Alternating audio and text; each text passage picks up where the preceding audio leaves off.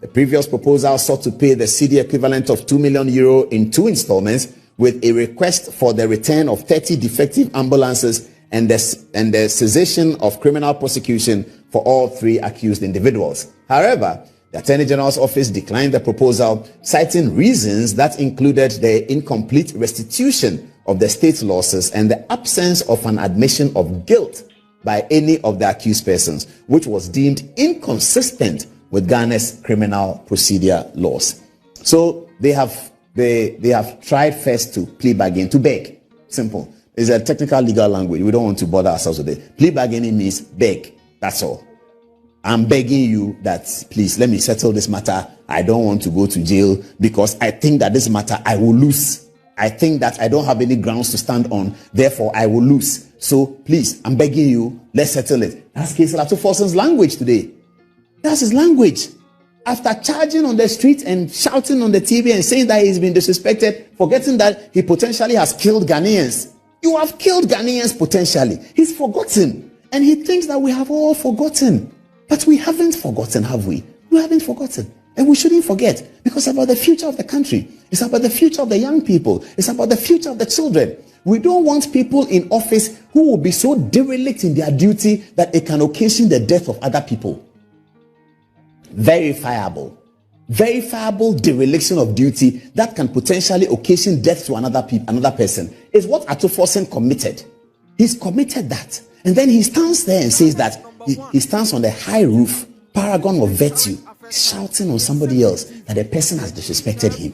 What kind of inconsistency is this? Is that a politician that we should emulate? I don't think so. I don't think so.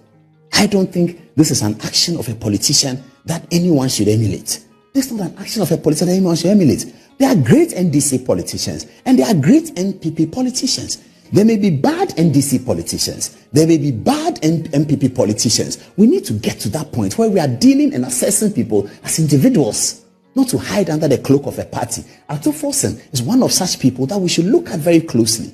The minority leader. We should look at him very closely because he's been derelict in his duties. And that dereliction has occasioned a loss of 2.7 million, 2.3 million to the Republic and has potentially killed Ghanaians.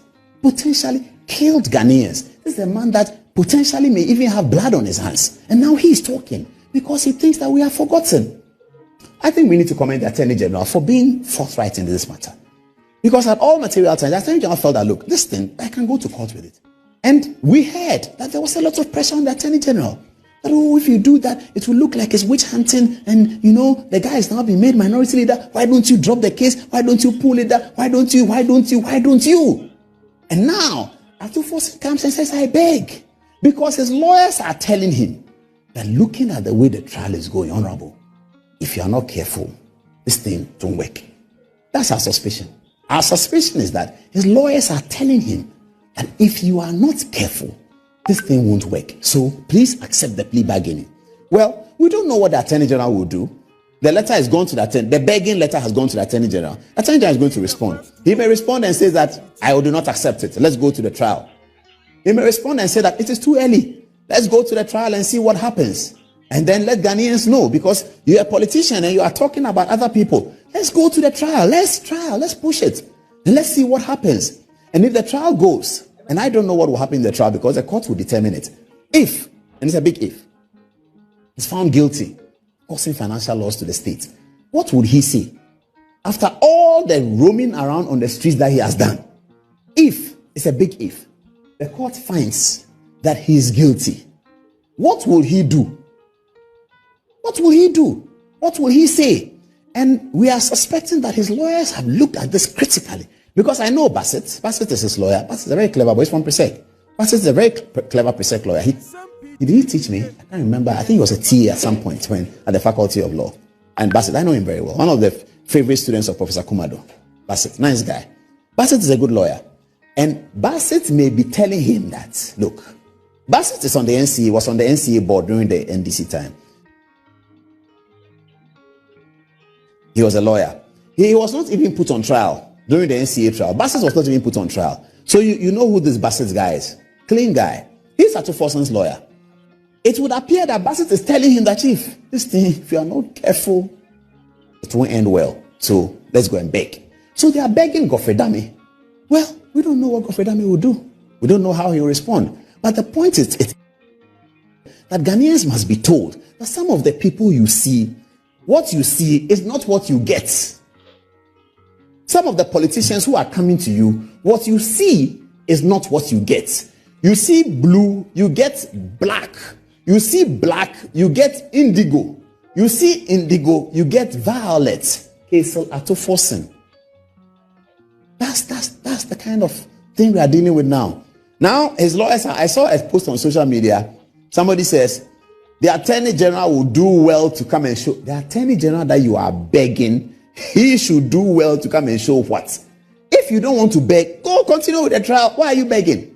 Continue with the trial. After all, people have been tried and have been successful. The other day, the Supreme Court ruled in favor of Dom Level.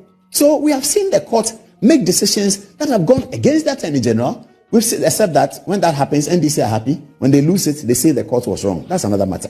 But we have seen decisions go either way.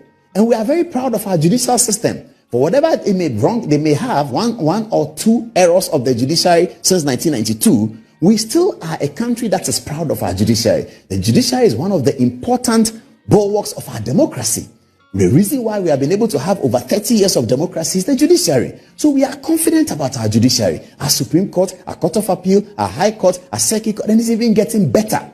If you look at the developments that Godfrey Dame has achieved in terms of creating courts and all of that, in terms of building the Attorney General's office, we are exceptionally proud of our judicial and justice delivery system. And Ghanaians are alert. As soon as somebody is jailed for catching chicken or goat, it's on social media. And then the Attorney General makes an intervention. We've seen many interventions in that regard that began from social media. There was one particular intervention. Attorney General saving the state. It started on Joy FM's news file. He was watching the program at home and he decided to intervene and he saved the state 15 million. So we have a judiciary that we are exceptionally proud of. So Ato Forson, if he believes that he has not done anything wrong, go through the trial. Why are you begging? If you think you are clean, stop begging. Stop begging the Attorney General and go to the trial and learn. Open your arms to God and ask for forgiveness because you deserve the forgiveness. You, through your actions, Ghanaians may have died. Ato Forson. And then you come and sit down and we will bring a petition to the governor. He has to come down. You've forgotten that you killed people by your inactions. This is why we are here. We are here to throw light on some of these things. That is why we do this program. Something that people want to cover, we will throw the light on it. We'll continue to do that for a very long time. To throw the light on the things they are covering up with fake narratives. Donald Trump calls it fake news.